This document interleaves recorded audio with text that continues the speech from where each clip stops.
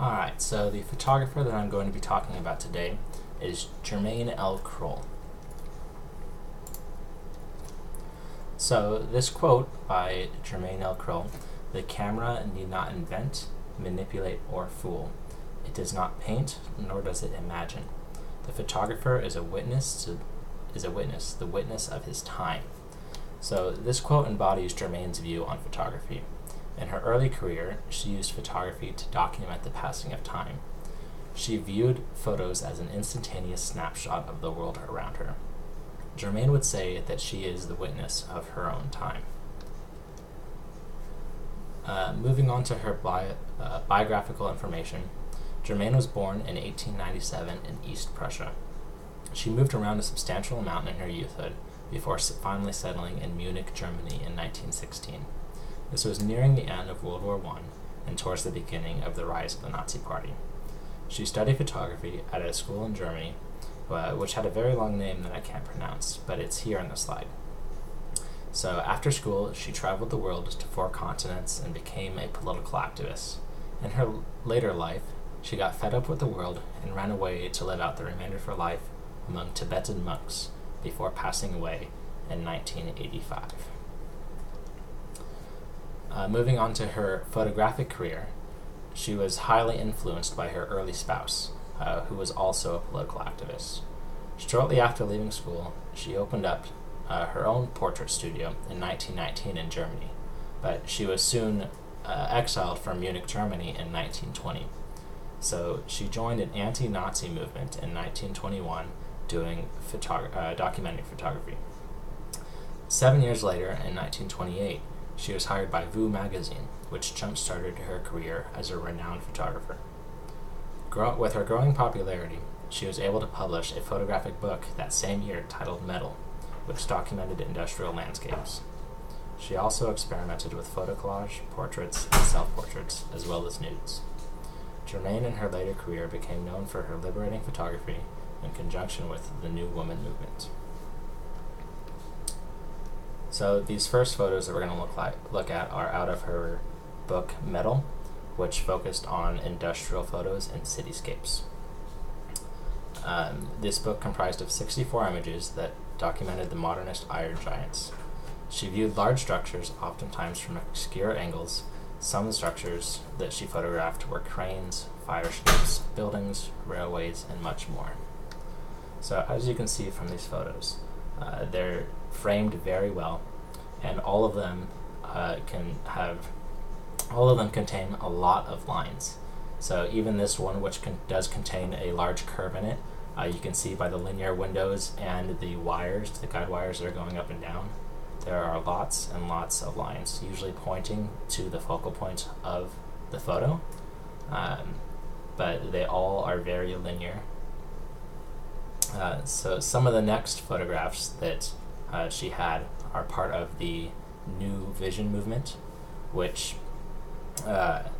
were some of her more experimental photographs. So as you can see, this photograph, which is a double negative, it's comprised of a street fair and a slide.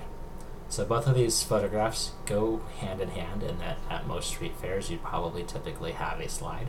But at the same time, this was also more experimental in the early 1900s, so it was fairly revolutionary at the time. Her next photo, which is a photo collage, is actually a very, very unique photo.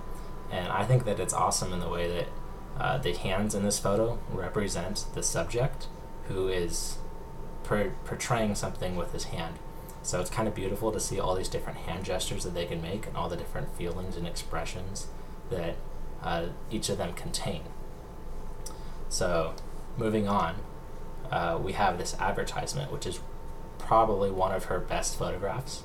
And it's crazy that you have something like this that's such a beautiful work of art, and it's an advertisement of all things. So here she is giving an advertisement for a beauty cream, for a woman's beauty cream. And this is at the beginning of her New Woman movement. And the really cool point about this is the contrast. So where you can see the shadow, and the only thing you see in the photograph that's human is the hands and the very tip of the nose. And when the way the light and the camera is set up, so that you can obviously see that this is a female subject, and it's so crisp and well defined. It's a pure work of art, and it's an advertisement. So, moving on, we move to her self-portraits, which this is a self-portrait with her Icarette camera, and within this portrait, it's kind of interesting because she almost becomes one with the camera. The majority of the photos that she took were with this camera, and so we know it was one of her prized possessions.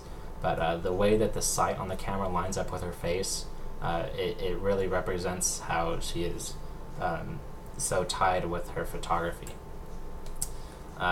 Moving on, we have this next photograph, which was a much earlier photograph. And here's where I want to point out that the majority of these movements that she was a part of were happening at the same time. So she was working on multiple projects, oftentimes simultaneously. So this was one of her very early photographs of a mannequin, or of mannequins, and it also helps to represent her new woman movement, being that the majority of the mannequins are women. And they're oftentimes showing them in more risque positions, which lead them to be, which were less accepted at this time. So next we have a portrait, and this portrait is one of her most powerful images. This portrait captures the feeling of pain, and that's a feeling that's so hard to capture, because you can see by the tear rolling down her face and the mute expression on her face that it's almost like she's just done with life at this point. So it's not a feeling of hurt or that she's upset, it's more of a feeling of despair. The next photograph that she has is also really cool because of the way that it's overexposed. So you have the glare on her hair and you have the black foreground, but her eyes are uniquely very well, they're very sharp, which shows the determination within a woman. And of this time period, that's not something that was very generally accepted. This next photograph is one of my favorites because it shows the demasculinization of men. It shows that men have feelings as well, and it helps to portray that we're all equals. Next, we move into her nude photography, where she tried to portray that all people are people.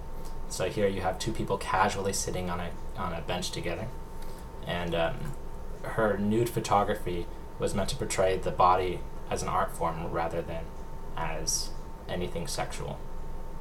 So her importance was that she developed several art books, 3 to be exact: Metal, Photo Eye, and Here Comes the New Photographer. She was a key figure in the New Woman and New Vision and avant-garde photo movements. She pushed the boundaries and faced the consequences to make the world a better place, and I think it's safe to say that it would be a different place had she not been here.